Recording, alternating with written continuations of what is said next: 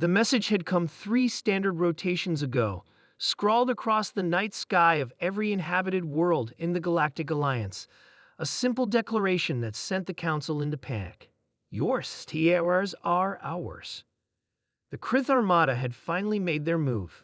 For decades, they had been methodically consuming star systems at the edge of known space, converting suns into weapons of unimaginable power. Now they approached the heart of the Alliance, their intentions clear. Commander Ellis stared at the holographic display showing the advancing Krith fleet.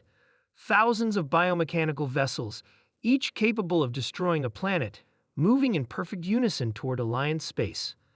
"How many vessels can we muster?" Ellis asked, his weathered face illuminated by the blue glow of the tactical display. Admiral Voss, a tall Traxian with skin like polished obsidian, sighed. 412 combat-ready ships. Perhaps another 100 if we rush repairs on the damaged ones. Against 20,000? Ellis shook his head. The math doesn't work, which is why, Director Lin said, entering the command center with determined strides, we're activating human. The room fell silent. Human. Hyper-Urgent Military Action Network was the Alliance's last resort protocol. It meant contacting Earth.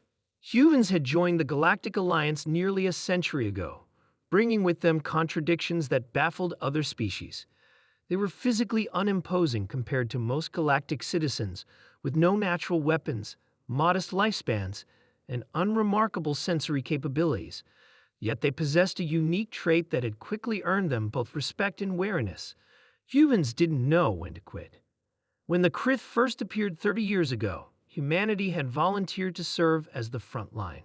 The Alliance Council had politely declined, deeming the primitive species too valuable as cultural and scientific contributors to risk in military engagements. The humans had reluctantly agreed to maintain minimal presence in Alliance military operations, focusing instead on technological advancement and cultural exchange. Earth has been briefed, Director Lin continued. The human protocol has been accepted. They're sending a response team. How many ships? Admiral Voss asked. 1. Ellis couldn't contain his disbelief. 1 ship? Against the Krith Armada? They insist it will be sufficient, Lin replied. The vessel will arrive at Outpost Theta in 14 hours. Outpost Theta buzzed with nervous energy as the human vessel dropped out of hyperspace. It was small, barely larger than a standard Alliance cruiser. That's our salvation, Admiral Voss muttered. The ship's design was unlike any Alliance vessel, all sharp angles and matte black surfaces that seemed to drink in the light of Theta's binary stars. It bore no visible weapons, no defensive arrays, only a simple designation on its hull, HMSS DFINC. As the vessel docked, Ellis and Voss moved to greet the human delegation. The airlock cycled, and a single figure stepped through. Captain Maria Torres stood before them, her dark hair pulled back tightly, brown eyes surveying the reception area with quiet intensity. She wore a simple black uniform with only a small patch depicting Earth's continents on her shoulder. Captain Torres, Ellis began, we expected a larger contingent.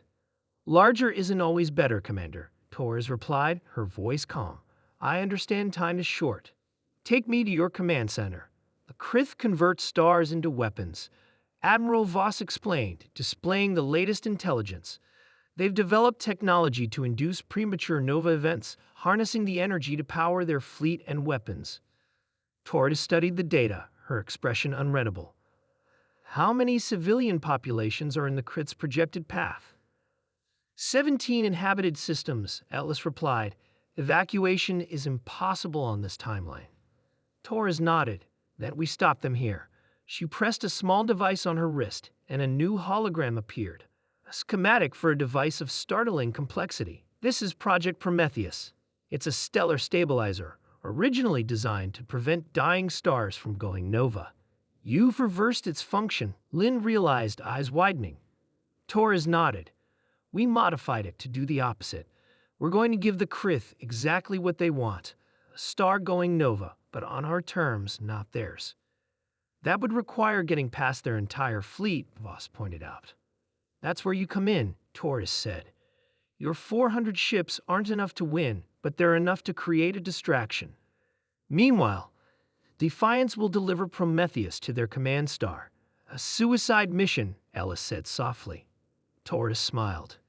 Humans specialize in those, Commander, but we prefer to call them high-risk operations with acceptable casualty potential. The Alliance fleet engaged the Krith Armada at the edge of the Pyxis Nebula, fighting with desperate courage while Defiance slipped through the chaos, its advanced stealth systems rendering it nearly invisible. On the bridge of Defiance, Torres and her small crew worked with practiced efficiency.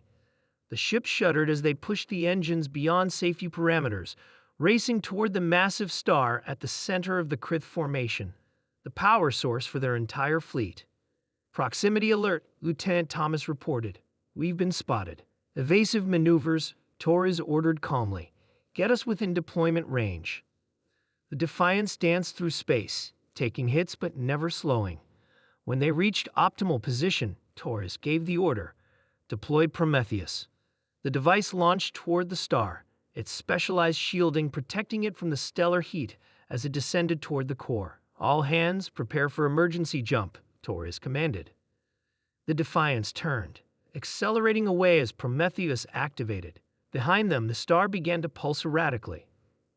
From the Alliance Command Center, Ellis watched in awe as the Krith command star flared brilliantly, then collapsed in on itself in a spectacular implosion. Not nova, but something more controlled. The star's energy, instead of exploding outward, created a localized singularity that pulled in the surrounding Krith vessels. Within minutes, half the Krith fleet was gone, and the remainder, suddenly cut off from their power source, drifted helplessly. They did it, Boss whispered. A communication channel opened, and Torres appeared on screen, her face smudged with soot, a cut above her eye, but smiling. Krith threat neutralized, Admiral. Humanity sends its regards. Ellis shook his head in amazement. How did you know it would work? We didn't, Torres admitted. But that's the thing about humans.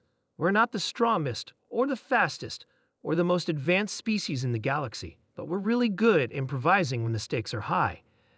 As news spread throughout the Alliance, a new message replaced the Krith threat in the night skies. Do not fear. Human mission sent.